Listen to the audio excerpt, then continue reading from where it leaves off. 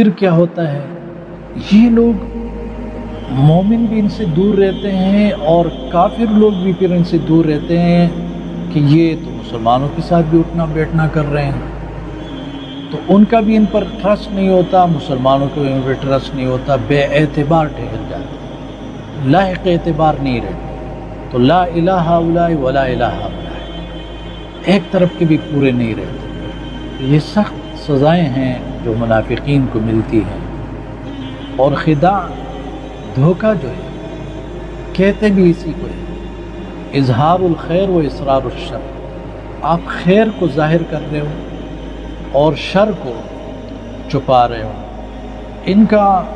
جو ظاہر ہے، جو پبلک کے سامنے ہے،